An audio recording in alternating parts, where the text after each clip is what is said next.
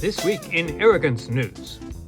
A 250-year-old hoodlum country and a 77-year-old baby country have destroyed priceless historical buildings thousands of years old and fully expect to get away with it, their all-powerful God willing. The leader of the hoodlums, a reality TV show host, is said to be opposed to long-term quagmires. So we can look for a quick quag in this instance. Meanwhile, the baby country has explained to another neighbor that they must move their border away from the baby's border so that baby may live in peace in its Lebensraum. In other rogue state news, the USA has released Palestinian Columbia University human rights protester Laka Cordia after a year of feeding her dog food and chaining her to a hospital bed after she had her first ever seizure. Well, second. Her first seizure was by the USA thugs. Leaders of the hoodlum regime insist they are still a democracy, saying Ms. Cordia chose of her own free will to be a patriot to the wrong country, which doesn't exist.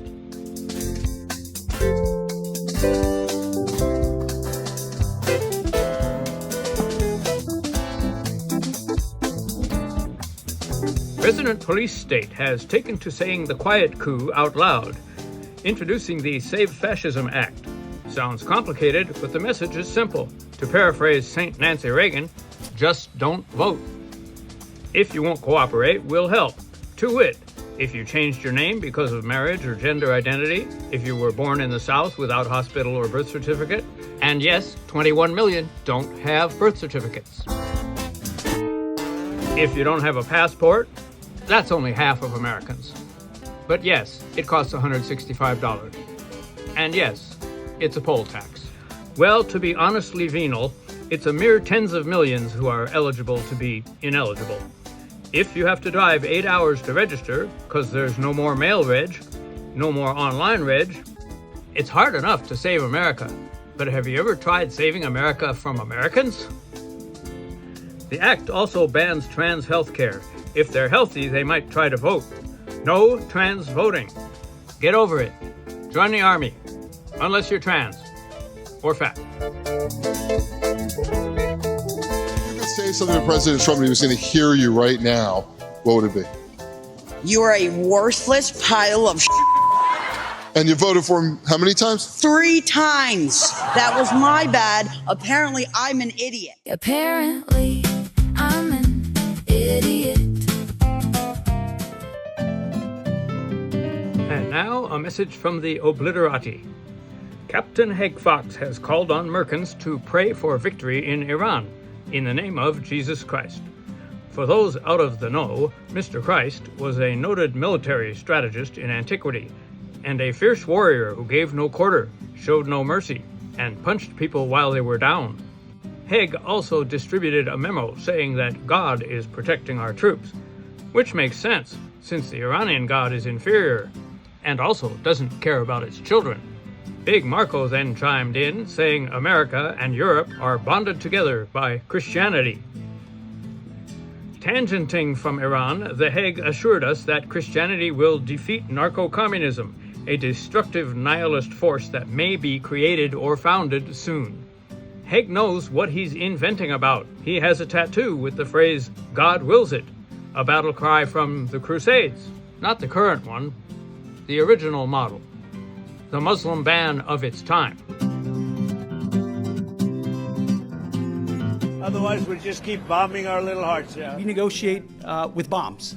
The Justice Department is prosecuting anti-ICERs on charges of conspiracy to impede law enforcement. Conspiracy, a government term meaning organized, as in unions are conspiracies. So is Antifa, though it has no members. Just Us aims to disband entities that promote organized violence. Ice holes are, of course, at the top of the, well, a different list, I guess. They also investigate dissident funders like George Soros, a treasonous billionaire who doesn't hold American billionaire values. Ambilvals.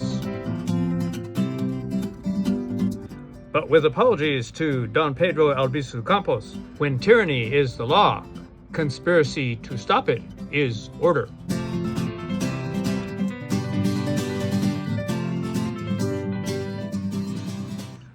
Trump governs from his gut, which explains why he gutted the government. Now, the Pentagon's Civilian Protection Center of Excellence has been disbanded, a panel of expert Trumps having found that not killing civilians is the wokest of wokes, a veritable woke joke.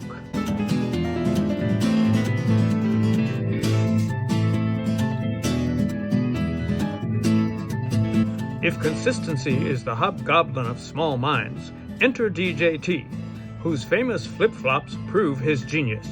He is now crusading against male voting, switching from his traditional stance of opposing female voting.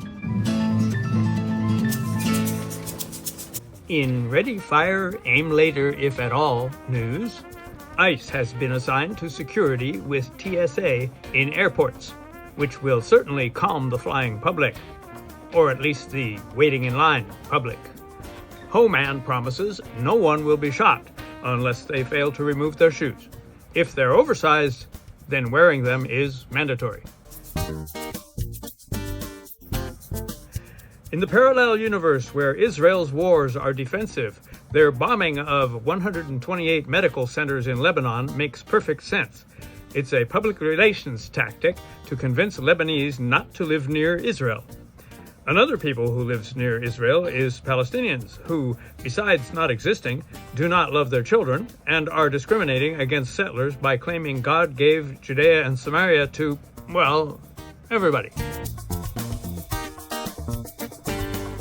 If Palestinians turn out to be the descendants of the ancient Jews who converted to at least two different religions over a mere 700 years, well, that just shows how hostile they are to the West.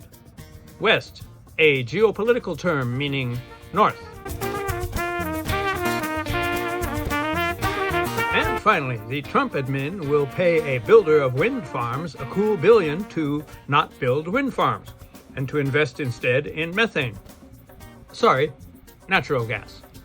In Texas.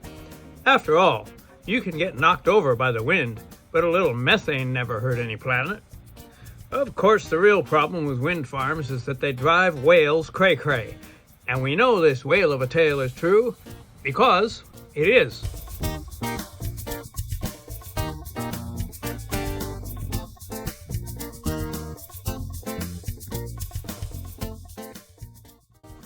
And anyway, when you're trapping the wind, you're stealing God's breath, you devil-worshipping hippie. Enough said. Just before I said that.